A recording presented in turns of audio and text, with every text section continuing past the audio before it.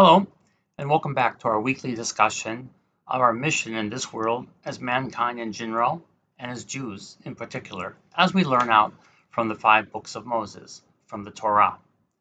This week, we're working still from the book of Devarim, the book of Deuteronomy. We're in the end, and in this 9th section, this 9th parsha of this book, the narrative continues with Moses' farewell address, along with a description of Moshe installing Joshua as his successor and of his writing down of the Torah.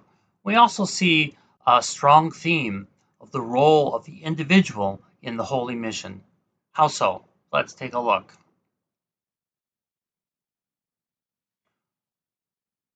Close to the beginning of the Parsha, it says there, B'Hag HaSukkah Kol Yisrael Lerot Et Pnei Hashem. In the festival of Sukkah, which is coming up very soon, all of Israel is going to appear before Hashem in the place that Hashem will choose, meaning the temple. It's perhaps significant that we read this parsha as we just passed through Rosh Hashanah and are quickly approaching Yom Kippur. Why? Because at that time, it's really only an elite group of the priestly class that plays such an important role in the temple ceremony, which was such a big part of Judaism in the early practice. So the Torah comes to say, in the festival of Sukkot, all of Israel has to come to before Hashem. Everybody has a part. Everyone has a role here. What's the really significance? That's what Rav comes to tell us, is that we cannot leave the mission up to some elite class, that our practice, our mission, must be instilled in all of us. We must all take a part. Indeed, what happened to the church when only priests could understand the sacred books that were written in Greek or Latin and the liturgy, so that religious practice was only left to them? But you may ask, what are we as individuals among billions of people in the world, or even as the million Jews? And that's a fair question. Let's take a look if there's anything to see. And then there is. In fact, if we go to the very beginning of the Parsha, before Moses even starts to talk about this, he says, "Today I am 120 years old. I can no longer go or come. Hayom lom uchal od netzach velavo." I can't go or come. I'm 120. What does this mean? Lubavitcher Rebbe explains that Moshe is opening up this discussion to tell the people, look, you should take this all to heart.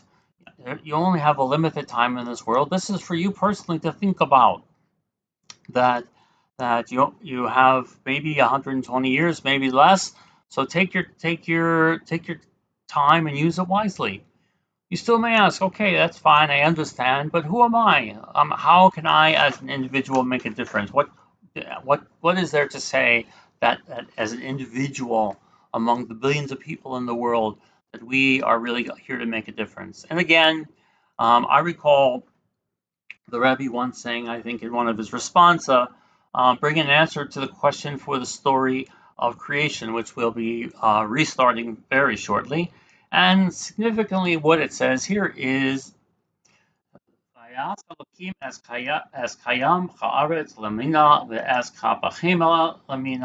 made the beasts of the earth according to their kind, and the cattle according to their kind. And then right after that, he says, let's make man. So what? The point is that all creatures were seemingly made all at once, in the plural, while man, or man and woman together, depending on how you read the next coming psukim, were just made as a single entity, to signify that only mankind has significance as an individual. So perhaps this is why the Gemara famously states that whoever saves a life, it's as if they save the whole world.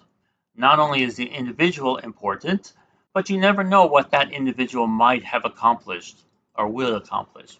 So in summary there, if we leave the mission to the few elite, the mission will die. We must take part. And the rest are not only important as a group, but also as an individual. So with that, may we all realize our mission as individuals, as part of the Jewish nation, as part of mankind, and come to fulfill our mission completely, maybe speedily in our days.